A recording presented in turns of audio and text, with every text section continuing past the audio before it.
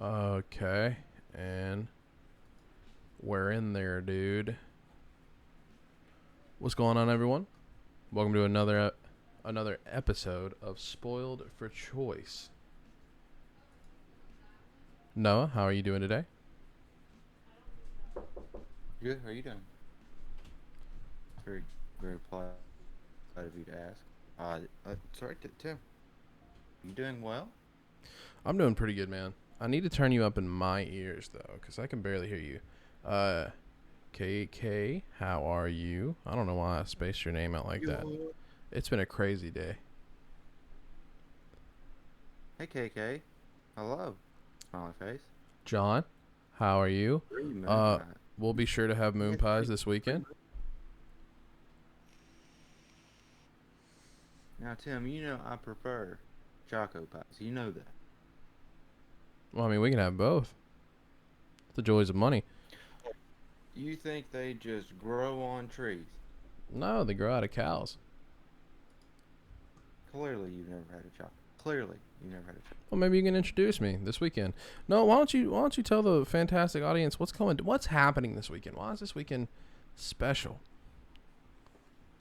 Well, this weekend's special because John, one of our viewers in the audience, asked us to try to figure out what was going on with Jim Henson, and well, the problem with that is Tim thinks that he already knows everything about Jim Morrison, and the problem is that Tim didn't do any background research on Jim Morrison, but the benefit is I I hardly knew who Jim Morrison was. I had heard of him, and now I know a lot about him. I watched several things and read a couple things, and so I did double the amount because Tim did nothing.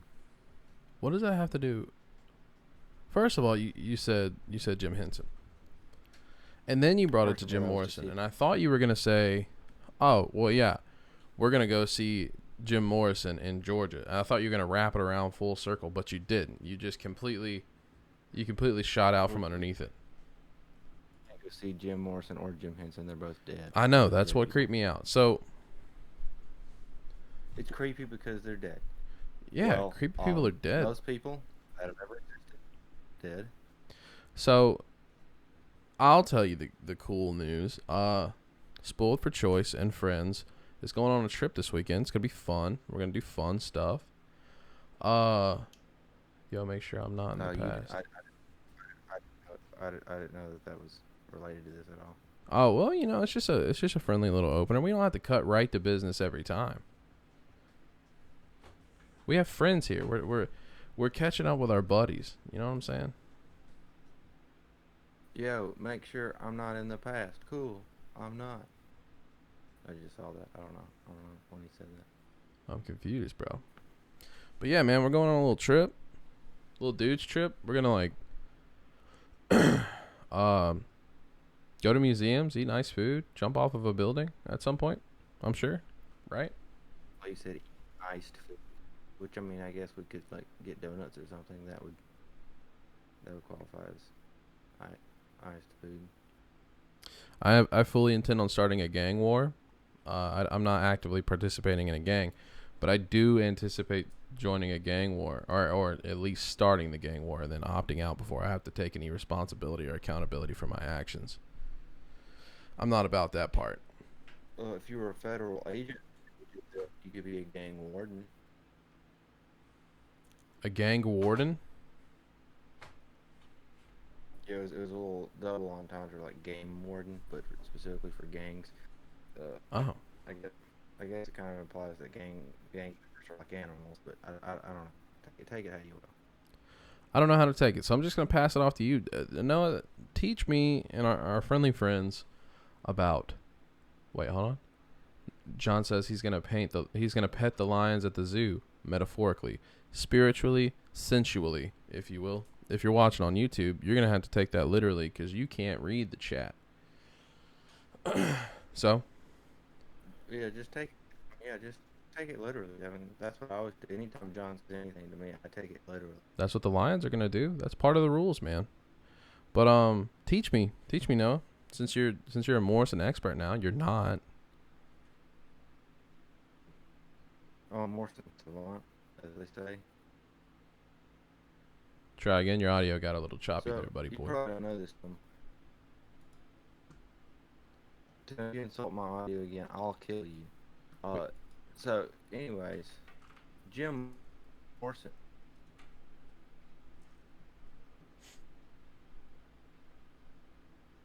Uh-oh. He's frozen. Did he freeze on anybody else? Oh, no. Am I freezing too? Anything on the internet. Somehow, my internet has been going out recently, and I don't. There's nothing running on it. Not I saw not a single thing. Anyways, Okay. so Jim, in case you didn't know, is a musician. Yes. The Doors. What?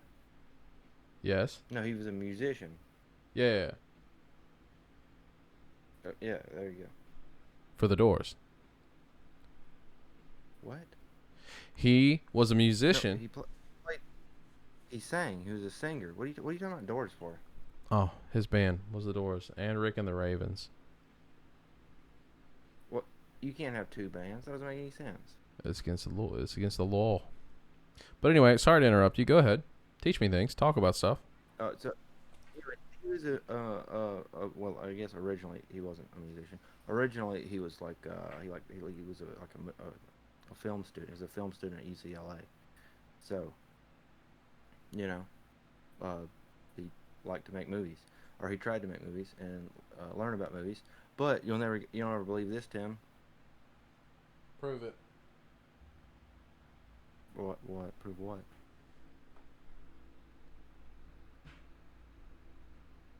What will not believe? Prove what? Oh, what you won't believe is that his parents weren't dead.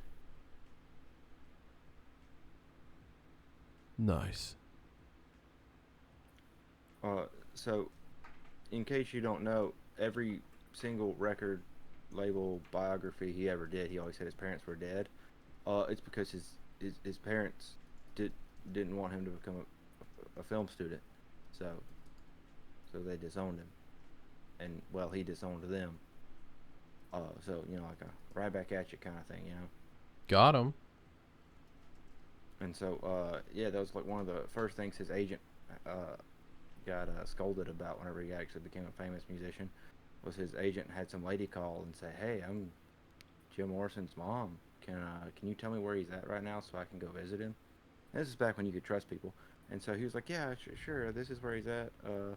No Whatever. way, He was kind of boomer. bewildered because he thought, well, he said his mom's dead. So that's kind of weird. And then he gets a call like an hour later. And he's like, "Hey, man, don't you ever do that again." Wow. So, yeah. So I guess that was the first interesting thing I learned about him was, well, that he actually, I heard a lot of the documentary that we were talking about last time mentions he wants to be a poet, but in the interviews that I watched, that's genuinely just him talking to other interviewers and stuff. He doesn't really mention poetry a lot, but he does mention filmmaking. So I'm not sure why everybody says he wanted to be a poet more than a filmmaker, but that's all. That's another conspiracy theory is that he was a poet first before. Either way, being a musician was not what he wanted to be in life. Just as an opening. Okay. So I mean, did you strong know that? opening, honestly. Did you know that, Tim? I did. First of all, I didn't. I know he was a college graduate. I did not know the college he attended was UCLA. I knew he was very smart. Well, he says it's not that I wanted to go to college. It's more so that I didn't want to join the military or start working at a real job yet. So I kind of just kept going to school. I have no aspirations to do anything with it. Is literally what he said in an interview. what a what a weird situation, right? Because you could go to any college and be going to college, but UCLA. I mean, what a way to prove a Yeah, point. and then on top of that, he what was it? He said that colleges are essentially pointless because the guy was like, "What did you learn anything useful in college?" And he was like, "Well, I mean, you could read a book at home or at a library. It kind of just depends on what books you have available. So, if you were to ask me what I learned in college, I didn't learn anything that I couldn't have learned at home." The age-old argument. So that was cool. Uh, to It's cool to hear about. With you being So in school for your master's degree, I could imagine you got a little offended, maybe. Maybe Jim Morrison hurt your feelings on that day. no, I No? don't. Well, that hurt my feelings. Well, because I'm in, he. I'm in I'm in school for a piece of paper. That doesn't mean even if you get a degree in psychology, Tim, you're not a psychologist, which is surprising that a lot of people say that. They're like, "Oh, I've got a master's degree in psychology. I'm a psychologist." You still have to get licensed, and you still have to, do like uh, practicum hours and things like that. Like you have to practice psychology before you're a psychologist. So So I mostly agree. I mean, I'm being told to read books, and then I'm reading them, and that's just that is college. Somebody just tells you what to read. did you know? I remembered some information completely on my own and unprompted by anything else. But did you know there was a huge generation gap between him and his parents? Like his dad was an admiral in the Navy. Maybe, yeah, I've heard that. Um, and Okay. that I think that has a lot to do with probably why he didn't want to go in the military because him and his dad were like stark different people. But it is interesting because I think that does kind of play a role in like his later like mindset towards doing things because a lot of people associate him with a heavy drug user. With Heroin.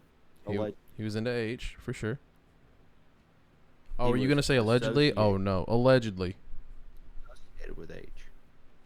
Now, his girlfriend, his what did he call her? His cosmic lover or something like that. Uh, she was addicted to heroin. She was a total junkie. So he does have a huge association with heroin. But I think it was the bassist. No, I think it was it was either the pianist or one of the guitarists. He would not allow anyone in the band to do heroin because he considered himself like the uncle of the guys, and he because he felt like he had like the old man vibes or whatever. But he always made sure that nobody in the band was on hard drugs. Now, Yeah, we don't it do is that. commonly believed that he did a lot of other things. He admits himself several times that he's a very heavy alcoholic. I mean, most rocks. That was kind of like part of it back then, though. Hey, Ghosted. We're talking We're about Jim talking Morrison. about Jim Morrison. He he was a musician, For but the he wanted Doors. to be a filmmaker. But he also really liked to do poetry, and according to him, let's talk about let's backtrack just a little bit Let's backtrack. to when the band actually forms. So he was living like on the beach or something like that. It's kind of confusing to me as someone who doesn't live on the beach. Um, but he said he was like in some impoverished area because he didn't have any money, and he was kind of just sleeping around at a beach, which is weird. I mean, I guess hippie summer and all that. It was that the hippie time period. Um, I mean, that's true. so it could have been that there were places for him to actually stay and stuff. I don't feel like you could do that today. I guess maybe there's some way. Anyways, um, and he was writing poetry and such, right? Yes. And so him and a guy he met there, uh, were like, well, what if we turn this into music? He was like, literally, this is just something I think I'll give a shot. Like it's not anything I'm trying to achieve. It's just something that we'll see what happens. And so they kind of get a band together and they make a couple performances, and then they are the like house band for a club in California or a bar in California. I'm sure John knows which one it is. I forget. Do you, John? Do you know?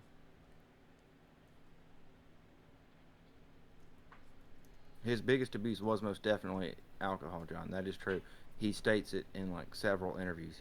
He's like, well, I'm a bit of an alcoholic, and the guy was like, so you don't really do drugs? He's like, I try not to mess with any real drugs, but I am an alcoholic.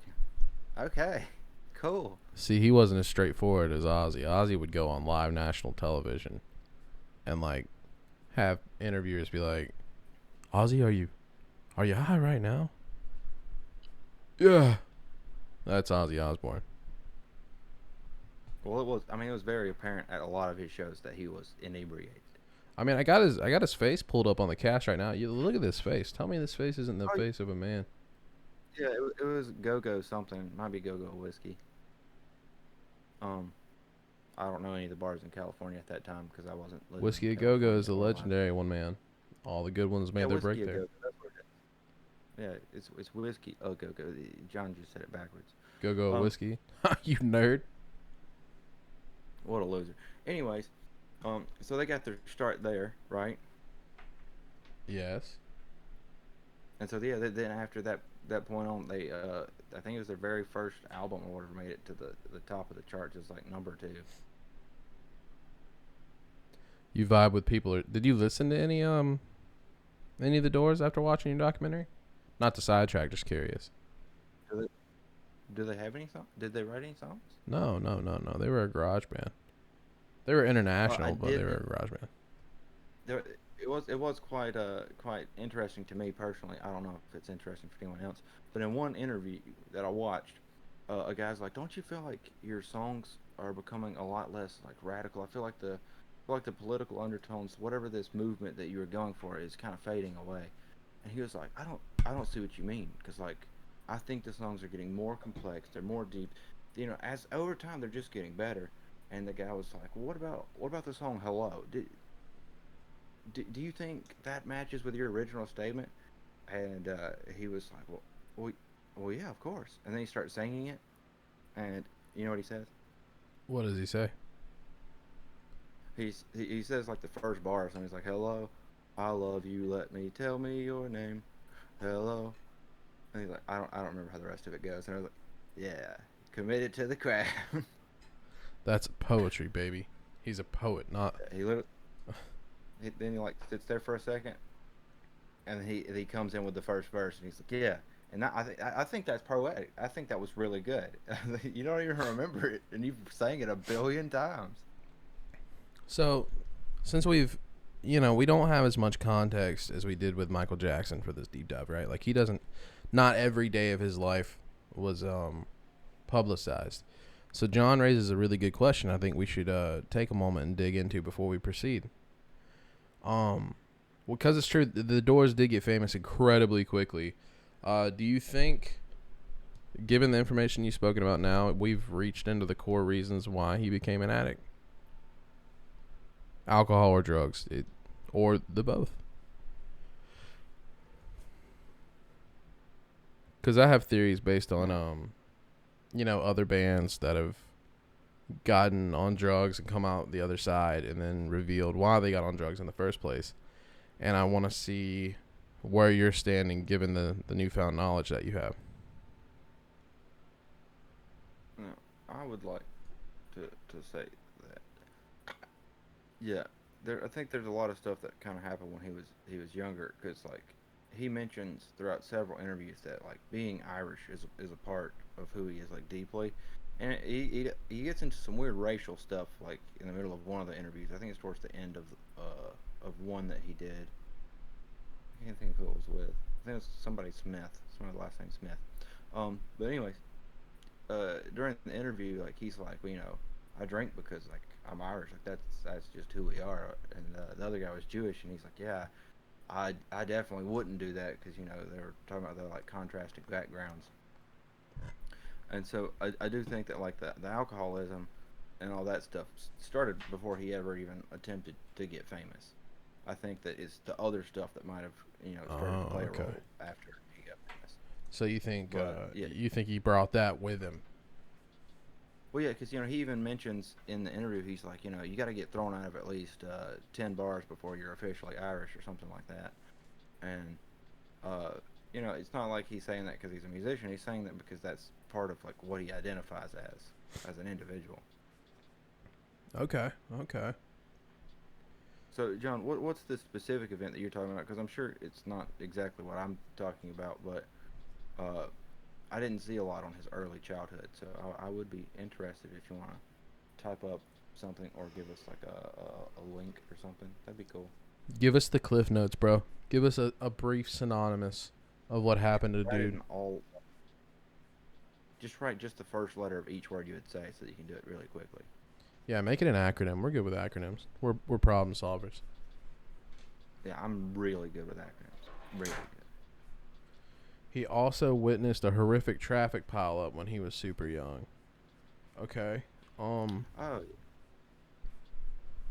So on top of whatever this mystery acronym is, apparently he witnessed a very big traffic catastrophe, which I have seen some pretty insane stuff as well in terms of what high speed accidents can do to a body. So I definitely agree therapy is needed for that.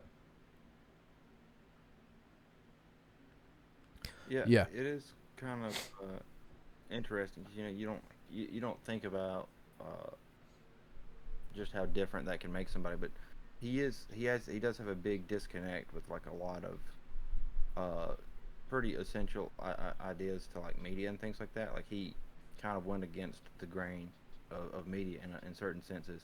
Um, One thing was that he always believed that the band was purposefully not liked by many people. Like he kept in the Smith interview, he keeps referring to it as the band that everyone loves to hate.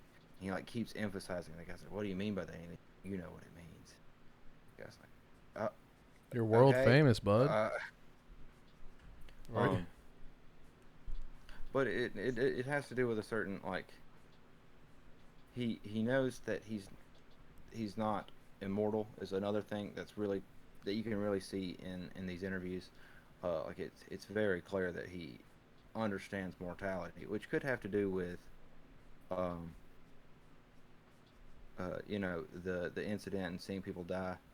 Um, it's a, John says that there's bodies of Native Americans lying on the road, and yeah, he claims that Native Americans entered his body and lived there. There are some. He does have a lot of weird speculations on Native Americans. In the interview, he says that once a year, the Navajo Indians, I think, he says that they sacrifice one member of the town so that the spirit can wander around and protect the crops or something like that. He was saying some weird stuff, Now, do you think but that's I would. do you think that that's a manifestation from the drug use, or do you think he was just very what's a gentle word? Eccentric. Well, so a lot of people say that he was more of a sociopath, like that. Even if he wasn't like a full-on like straightforward, they feel like there's some like alternate personality or some like underlying thing that happens in his mind, because he has problems, relating to other people, like very clearly, like in a lot of interviews, they told him he was like the sexiest rock and roller that lived for several years, right? Yeah, I mean that was his moniker for a while. Well, the thing is, he would tell people, "Look, everybody's sexy. I don't know why I could be any sexier than anybody else. I mean, we've all got the same parts. Like, I don't even know what that's supposed to mean." And like, he'd get mad at people, and that's such a strange thing. But then like he goes on to Yeah. try to explain it, and because I guess it's you could relate to him being a sociopath or something like that. He he says, well, whenever I'm 70, what are those pictures going to do for me then? Whenever I'm 85, those pictures will mean nothing to me because that's not who I am. I mean, that doesn't define me. And it was kind of, I mean, it was kind of cool, kind of weird, but he was telling those people, he's like, I'm sure it's gotten me some connections. People probably would have walked past me, and rather than tried to confront me or tried to talk to me if I hadn't done these pictures or hadn't become this big icon. But I mean, that doesn't mean that I have to think it's a good thing. That doesn't mean that I enjoy what people are saying. Yeah. Which I mean, John just raised a pretty good point too. He didn't want to because throughout like we still do it now. It's not as in your He's face as it quoting, was back then, he's but quoting the video. I see what he's doing, but yeah, I mean that's one thing that a lot of people say is he doesn't want to be the rock and roll sex idol because well he didn't really want to be a rock and roller, right? yeah. But icons make the Like that's money, man. That's why we pushed them for yeah. decades. Well, that's another thing is, he was also like, you can learn this from any musician. If I'm rich now, that doesn't last. 5 years from now, I could be completely destitute because the guy was like, when will it be enough? When have you toured enough and made enough money? He's like, that's the problem with being in the music industry. I mean, you can't retire because this is back whenever touring and stuff wasn't exactly as easy as it could be today because there's not the internet, there's only phone lines, and there's only personal word of mouth for a lot of these things. Um, but yet their producer is one of the people that pushed him. Like, yeah, being a supermodel was definitely not his idea. He talks about that in several different like viewpoints. Like he talks about how he prefers being a little bit overweight. Like he was talking about being in college, and it's his first few years in college, and he eats a whole bunch of starchy foods like grits and mashed potatoes. And he was like, I felt more powerful whenever I went up in weight because I felt like I could push people over. I could be, you know, bigger than other people. Like thin people can just be pushed down so easily. They're like ghosts in the wind or something. I was like, I what could are you push over talking about, grandma. man? If she gets to talking Yeah, smack about my long hair, I'll just push her over. boom. Right in front of a Um, reindeer. but yeah, so he has this big music career, as I'm sure you've heard of I've his gathered, music yeah. career. People are strange when you're a stranger. Yeah, that's a song he wrote. Um, and a lot of that is based on the poetry that he really believed in, right? And so a problem there is every time he publishes something, which he tried to publish a couple videos. I think he tried to publish a book of his poetry and things like that. People don't associate you as a poet. They don't associate you as a filmmaker because that's not what you are now. You're known for being a rock star, and so you can't be anything else. That's true, And unfortunately. he always thought that, well, it's because he thought people were out to get him. Like that's was one of the reasons that he felt like people love to be against him because they're like, well, he's this, we can't let him be more than one thing. He thought that people were actively trying to prevent him from being a great poet or a great filmmaker. And now The Rock is a movie star and a rapper. But he was a wrestler, not a rock star, so it's okay. It's different. He doesn't have the same requirements.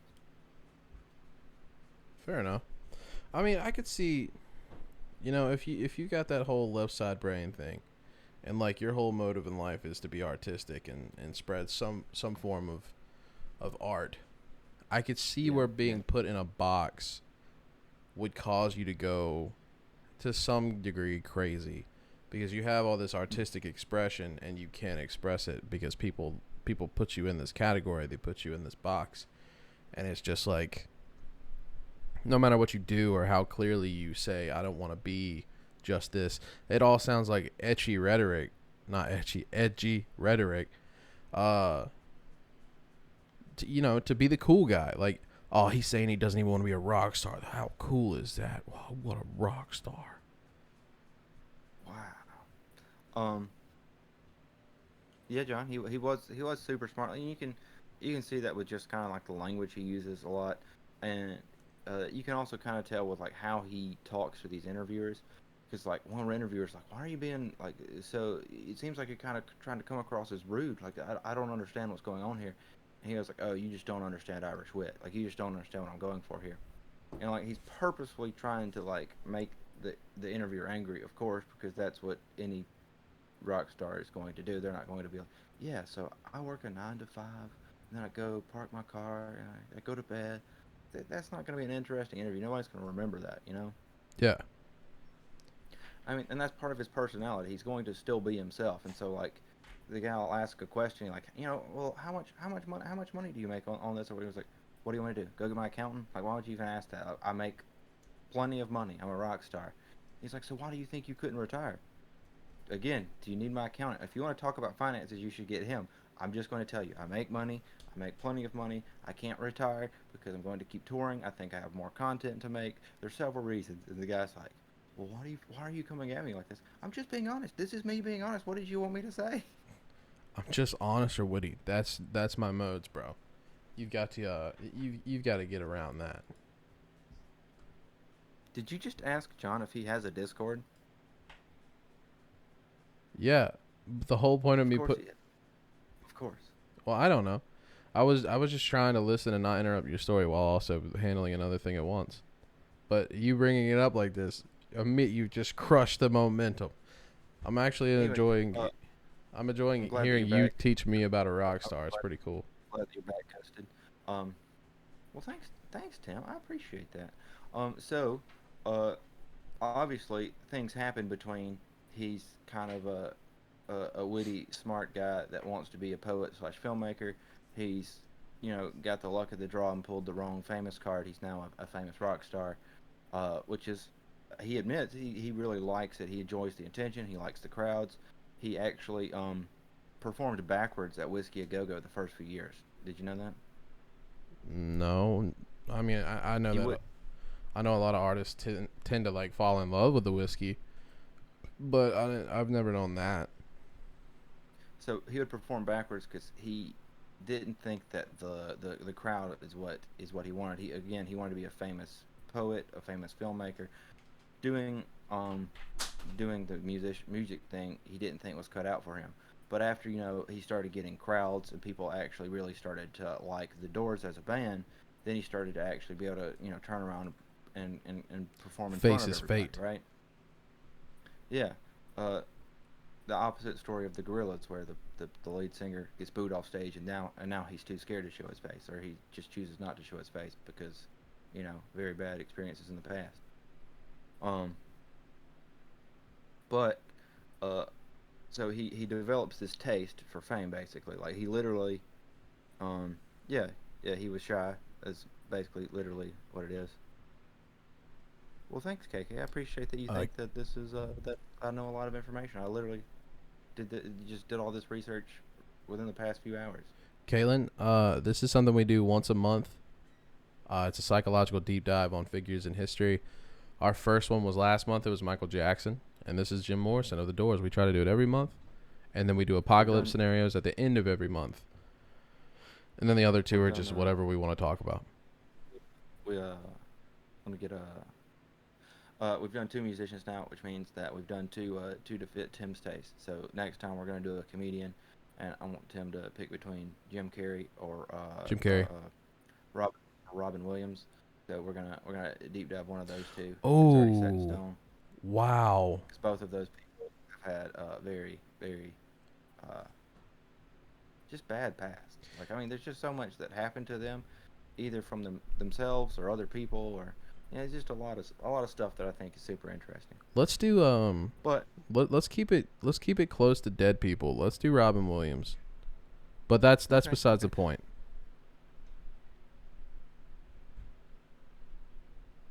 Uh, Love you too, Ghosted. KK, I love you as well. So KK, we're probably gonna do Robin Williams. Is that what you said, Tim? Yeah, next month for our deep dive we're doing Robin Williams. Yeah, we're likely gonna do Robin Williams, and I do think that his career changed a lot through the years. But anyways, let's get back to Jim Morrison, the cool guy, the sexy guy that didn't want to be cool or sexy. He just wanted to make movies and write poetry, and things like that. So now he's got this fame behind him, and now he's got ladies talking to him and things like that. And he does become like a sex icon because he's got ladies talking to him all the time. Yeah. He's always with different ladies. He's always on stage. Sometimes he's shirtless. Sometimes he's wearing leather pants, which he stated in an interview. The guy's like, "Well, don't you think it was pretty obvious that you were being provocative wearing leather pants?" And he's like, "You trying to say I can't wear leather pants? Or you trying to say that everyone that wears leather pants is sexy?" Like he just starts trying to get on the guy's case, and I was like, "Well, I think that people would purposely wear it." Said And so, Irish anyway, wit. he, yeah, he was like, I mean, on one hand, people obviously try to look good, right? Yeah. But that, I mean, that doesn't mean that they're trying to be this icon or this symbol or something like that. It could just be that he wants to be well presentable, and that's kind of the presentation he has for himself in his mind. That makes sense. We got a tough joy. Yeah, John's talking Yeah, about choosing Robin we should Williams do is a tough Elvis choice. stuff. We should do Elvis though. I agree. We will do Elvis, but we got to do something other than we got to do something other than musicians for the next one. So it's gonna be Robin Williams, but we will do Elvis. Also, we don't even have an apocalypse episode set up for this month. We need to do that at the end of the stream. But back on target. Anyways, so he gets this reputation, of course, and he says in the interview that that's the media. That's what everybody wants you to think, and it is kind of weird when everybody's like, "Wow, you just look so good. You're so handsome." And he's like, "That's what the media tells you. That's what they want you to think. That's not who I am." I'm really hideous. I mean, but it is strange because I mean that's basically what he's arguing. Because whenever all this stuff happens in Florida, he's grown a beard. He's gained about 70 pounds or something. Like, I mean, he's changed a lot. And a lot of people think that he actively changed like that, like he grew the beard, he gained the weight so that he wouldn't appear as attractive because he wanted to try to end that ideation. He didn't want to be that Jim Morrison no more. He wanted to be a new Jim Morrison. John, you're bringing up the Lizard King. I don't understand. I personally don't understand why he calls himself the Lizard King. Like that's his alter ego. The Spider-Man villain? No, that's. I don't think that's it. But anyways, so why do you think he was a Lizard King?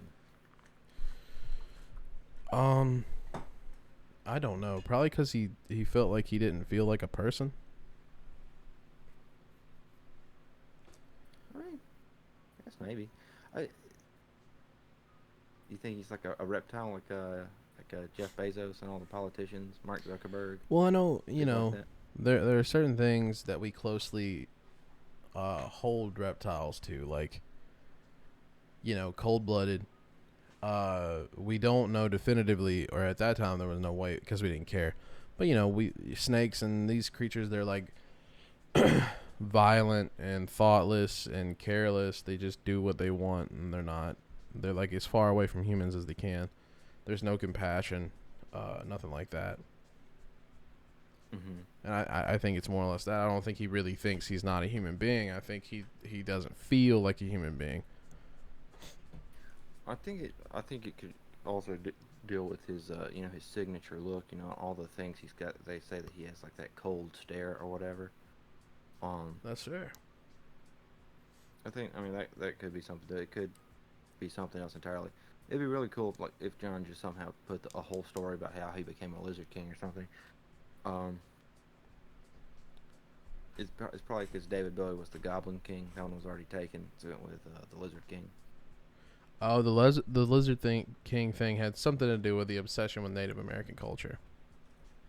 Yeah, I mean, I guess that is also something that could easily be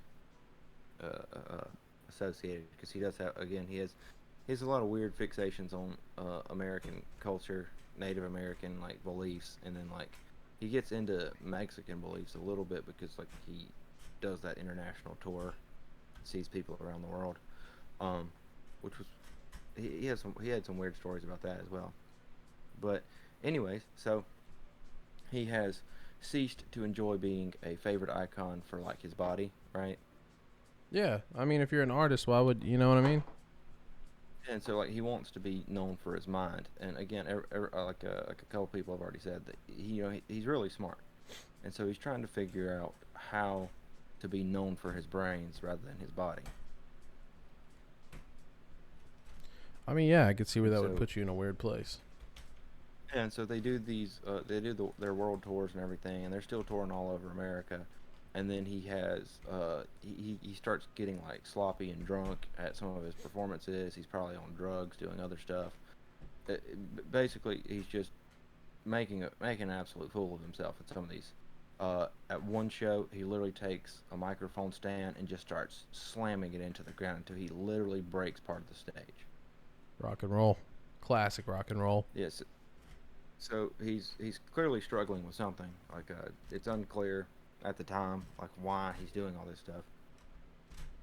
And then, of course, we get to the one in Miami, Florida. Do you know what happened at his performance in Miami, Florida? He killed someone.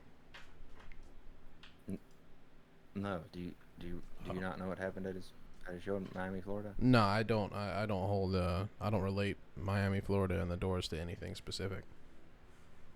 I'm pretty sure it was Miami, Florida. I'm sure John will tell me if I'm wrong. But anyways, so they have a performance, and he is of course not in his right mind, and he starts talking about other things. He like basically interrupts all the music.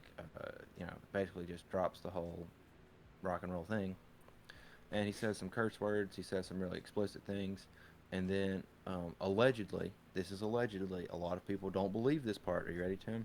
Hit me. Not only does he take off his shirt, allegedly he flashes, well, what is held within his pants. Wait, he did. Hold on, run me down again.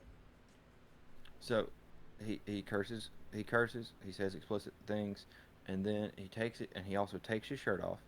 And then allegedly, this part's allegedly, everybody agrees that he took his shirt off, but not everybody agrees that he took out his member.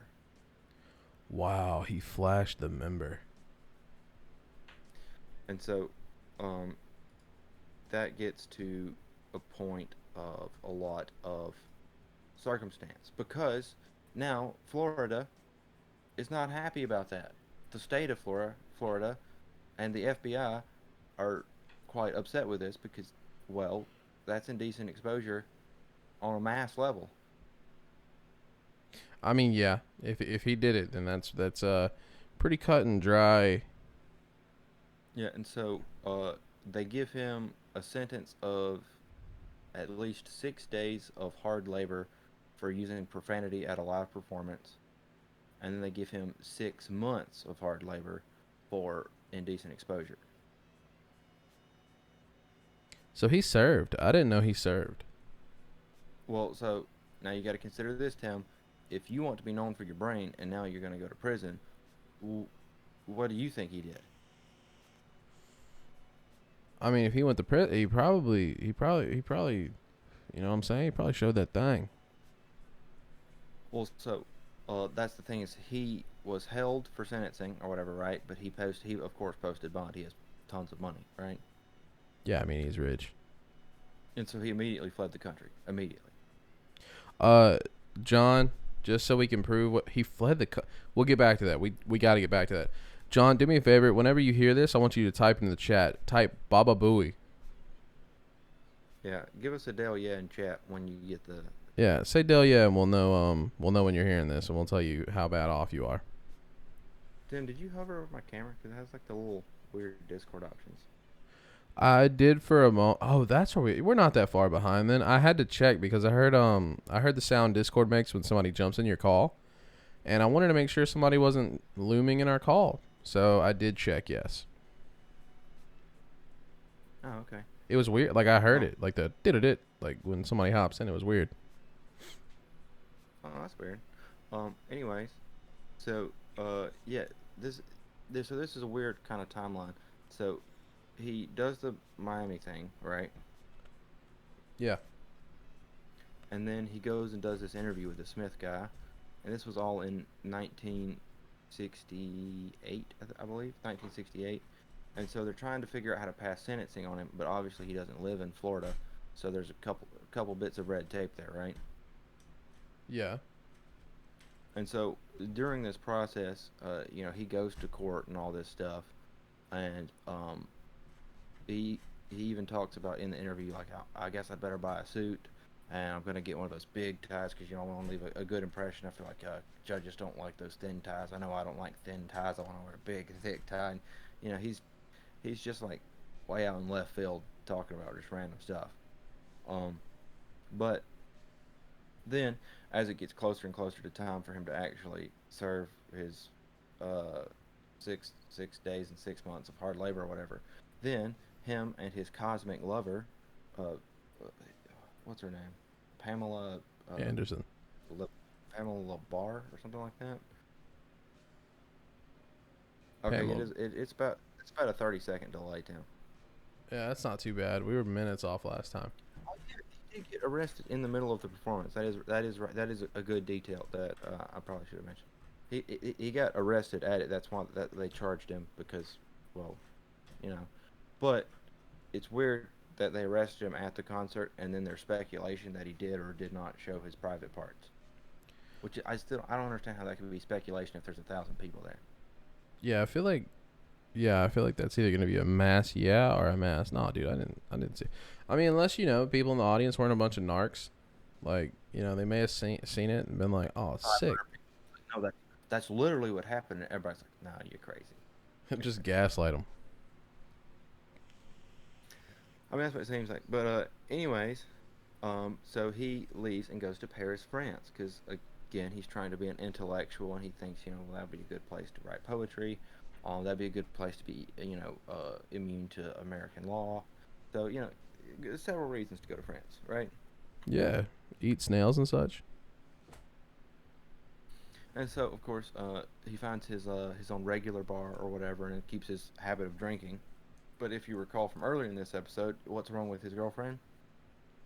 She's his cosmic lover or whatever. What's wrong with her? That it's okay to have cosmic lovers too. I'm sorry that you feel that way.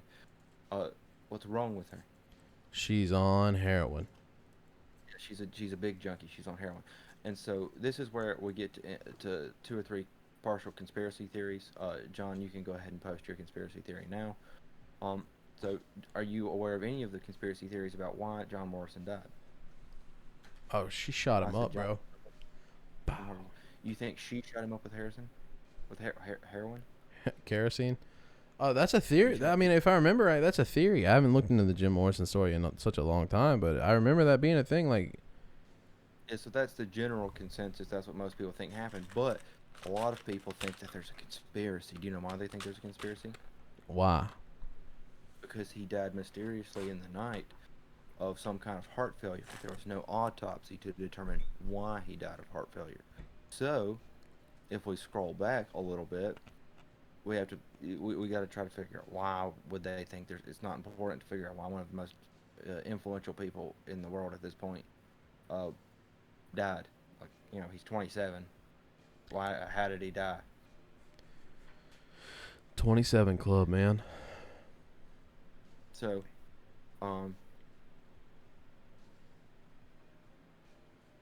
is it Pamela Corson? I know that there's two different Pamelas.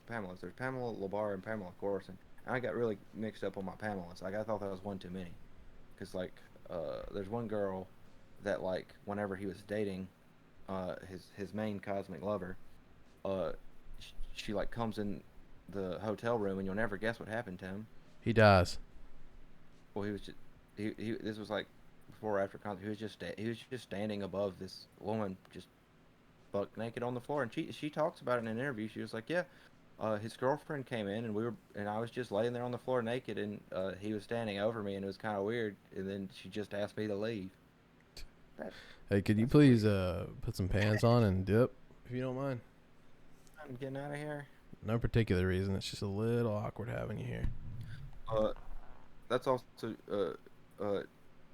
true. They were. He mentions this a lot, that he felt like the police were onto him or whatever.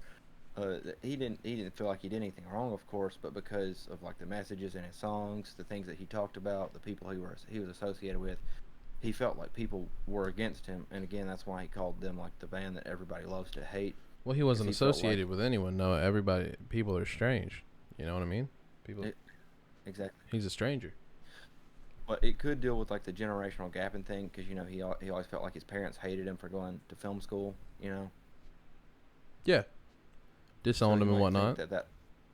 He might think that whole generation above dislikes him, and I think he also thinks that fuels the younger generation to like him. So everybody loves to hate him. The people that love him because other people hate him. They love him out of the edge. They gotta feed into the edge. Yeah. So there is two main theories, John. Which go ahead and let us know which main theory that you believe. One main theory is that he died on the turlet at the bar that he frequented in Presley? France.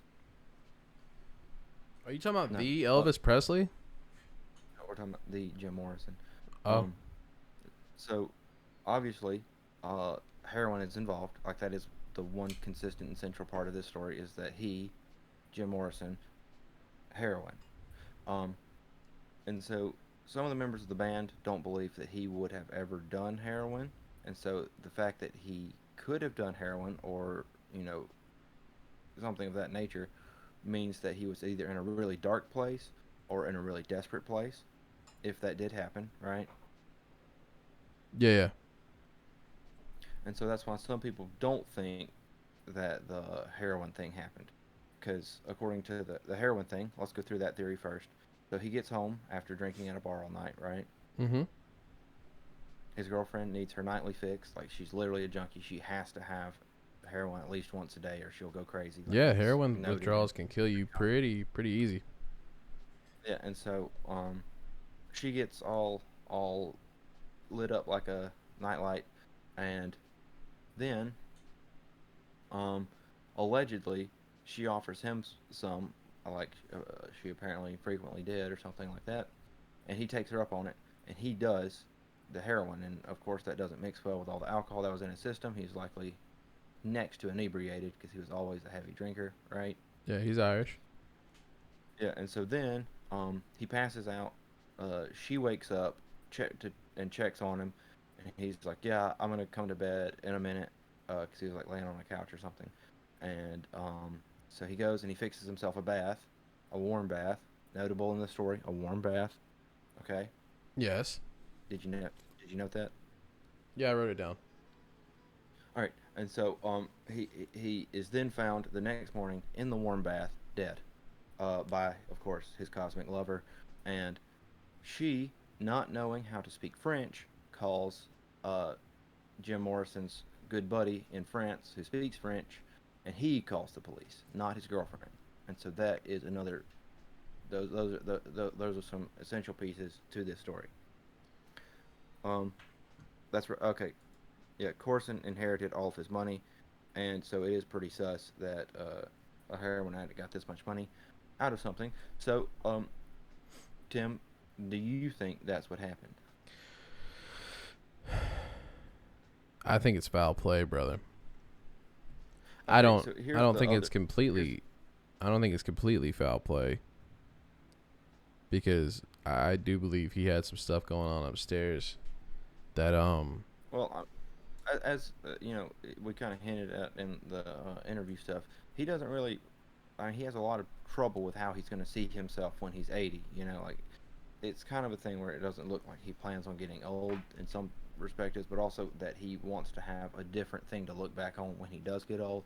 yeah. So, like, I mean, there's some pretty serious questions as to, you know, did everything happen the way he wanted it to, or like did it get so far out of his control that he wanted to change things? Did like he have one too many problems with his, you know, junkie girlfriend? But anyways, let's look at the other side of the story. You ready for the other side of the story? Let's get it. All right, so there's a 22-year-old that owns a bar, a very famous bar in Paris, right? Yeah. But here's the problem: there's been a rumor about Paris recently, right? What you got?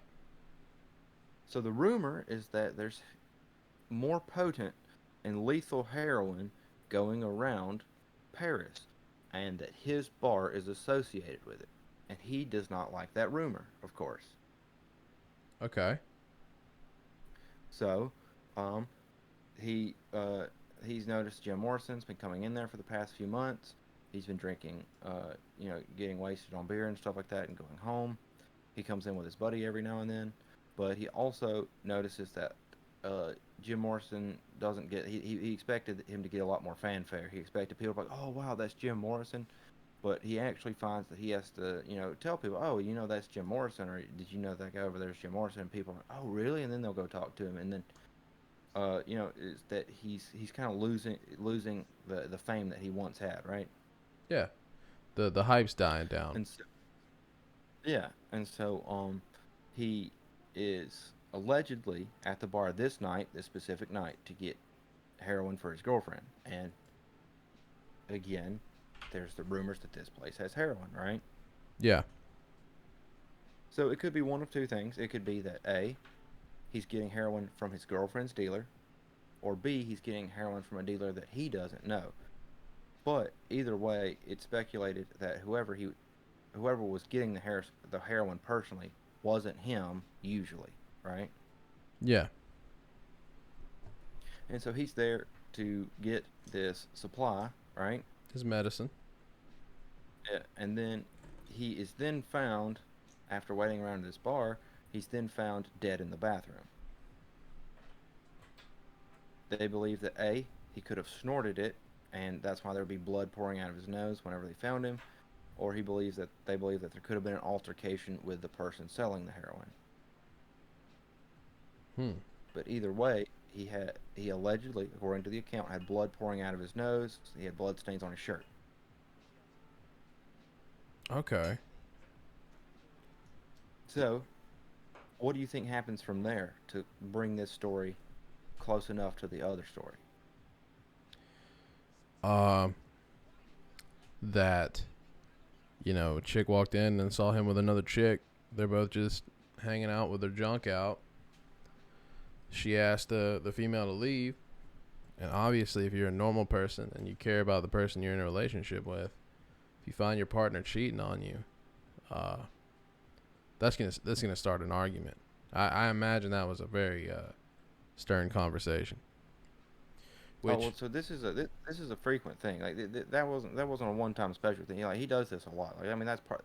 He quotes saying that that's part of their relationship. Like, that's how they work. oh, well, then I don't know. Wrap this around for me, buddy. Okay, so he's found dead in the bathroom, right? Blood on his on under his nose, blood on his shirt, right? Indeed, we made it this far for sure. Okay, so the two people that were marketing the heroin allegedly comes up to the bar owner, and they say, "We need to move this dead body. Somebody has died in your bathroom." And the guy that owns the bar obviously is panicked. So first thought, call the police, right? Yeah. And he says don't touch the body, don't move anything. I'm gonna figure out what to do. And then they walk away for like just a couple minutes, and then they come back and they're like, no, we need to move the body. And he changes his mind. Do you know why he changes his mind? Why does he changes his mind? His bar is also being suspected. It's already being suspected of having heroin trafficked through it at some point, and this could be potential proof that there's heroin associated with his bar. A and B, it's potential discredibility for his entire bar. Someone's died in his bar, so it could have to close down for 2 or 3 weeks for an investigation. It could cause so many things for him to lose money, right? That's fair. Yeah, and so he loses his sympathy for his good friend Jim Morrison, that he's now acquired a friendship for over the past few weeks or months, and he's like, yeah, okay, just get him out of here, get him out of here as quick as you can. And so they get him out of there, right? Yeah. With the urgency. Yeah, but then they have to figure out something. They have to figure out how to make it look like he didn't, OD in a bathroom or whatever, right? Yeah. Oh, John says Pamela also died at the age of 27 from a heroin overdose. Man, talk about romance. It's She's the same not romance welcome to as the that. 27 club, though. Anyways, uh, so they take him back to his hotel, and they know where he lived, which I think personally is kind of weird. But if they were his girlfriend's dealer, they would know where he lives, right? Yeah. And I guess it could be like kind of common knowledge where he's been staying because he's been staying there for a couple months now. I don't know. I just thought that detail was kind of weird. Anyways, they get him there, and so what do they do from there? If she's OD'd on heroin or something like that, or maybe they give her heroin and she passes out and forgets everything. I mean, there's several things that could happen with her. It could have also been planned, right? Strategy, yes. So either way, they do something with her. Likely they do give her heroin either way because again, A heroin addict. she's a heroin addict. So either whatever they planned with her, they then gave her heroin, obviously, because that's their prime business is giving her heroin. Yeah. Anyways, so they could have given him heroin. They might not have. I mean, that's wasted money. He is dead. Um, but either way, then how do we get rid of these clear signs of heroin usage? We put him in the bathtub. So they take his clothes off because again they would have had blood stains, indications of some kind of altercation or something else going wrong, right? Yeah. And then they put him in a warm bath. Again, it was a warm bath. So, uh, what happens is then obviously they get the blood off his nose, or the water can get the blood off his nose and everything. They clean him up a little bit, right? Mm-hmm. And then when the police find him the next morning, uh, they think that he's just passed out. Why do they think he's just passed out, Tim? Because he's just in the bath. Because he's in the bath and he's warm. His whole body is still warm. You can't be dead if your body's warm. And so either way, we're back at where the conspiracies come back together. Either way, they don't know what happened because they can't determine a time of death because his body either died and then was heated back up, or he, you know, he was heated up as he died. But either way, it causes it to be indeterminate what the time of death was because his blood was still flowing and his body was still warm, right? It just seems too convenient to me to not be intentional. Well, that's what I mean. That is what's strange is that he's notable for not having done heroin, according to his bandmates. Like they think, I mean, he's done a lot of things, but he would never do hard drugs because again, he values his mind, he values his art, his poetry, his film. So there's a lot of evidence to support that. Well, he wouldn't do hard drugs, even though he does do these other drugs. But that's why it's confusing because, well, maybe had a breaking point. Maybe something else happened. We'll never know.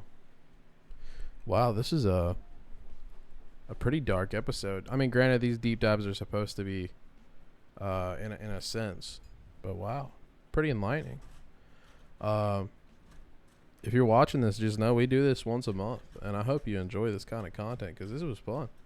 Noah, you learned a lot, and I learned a lot It, from you. well, I learned a lot before the show. Now that we're in the show, I haven't really learned a lot, but I've talked a lot, and that was just as cool. Um, so what do you think could do you think that this actually could have been a psychological problem in the end, or do you think that it became overlooked because of some psychological problems that happened earlier on? Because this is again emphasis a psychological deep dive. Yeah, I think. I think regardless if it's true or not, he was a man who lived under the idea that people only appreciated him for his body and not his mind. And he had this lingering feeling of people hating him. Regardless if it was for the brand or not, it was part of who he was. And then he found a love. And to me, if you feel that kind of dark and then you find someone that you're willing to call your cosmic lover or whatever. Do you have a cosmic lover? Yeah, of course. I feel like that sort of bond can drive someone to manipulate you in ways that you didn't think you were capable of being manipulated. Happened to you? Yeah, of course. Yeah, it's happened to me before. Not actively. I'm in a healthy relationship now. But love is a crazy beast, man. I think he was a dude who had demons, and there was someone. Native American spirits, not demons. So he dies and she inherits all of his money, all of it. Mm-hmm. That's just Again, because his parents are dead, and he has no other family because his parents are dead, but they're not dead. At the time he died, though, I'm not sure because again, it's hard to figure out who they are because he always stated that they were dead. yeah. I'm telling John the stream's not over.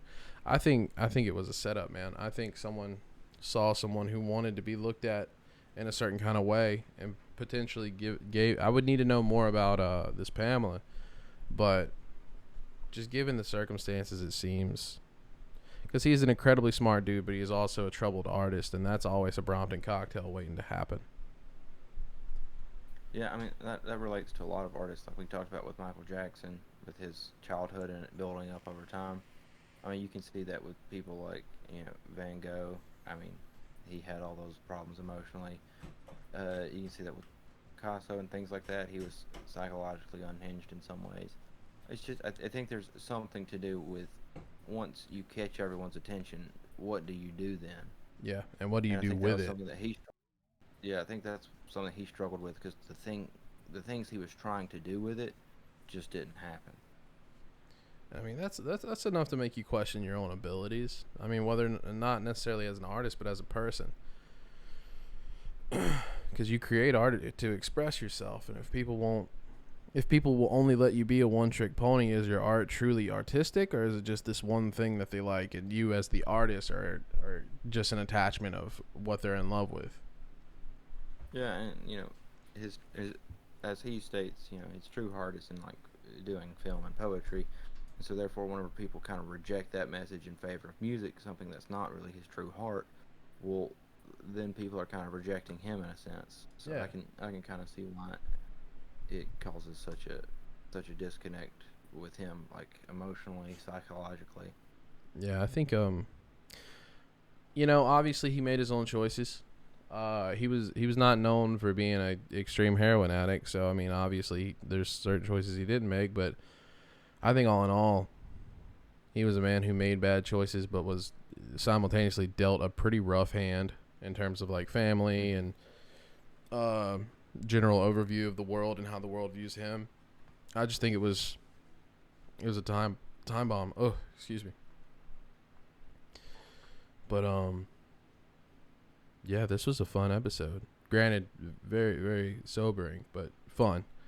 And if you enjoyed this, come back for our next psychological deep dive where we're doing Robin freaking Williams. And next week's going to be a calm week because it's the third week of the month. So we can talk about whatever we want. Noah, pick a topic. Now, go. We're going to talk about if elephants lived in space. Yeah, we can talk about video games too if you want. I love video games.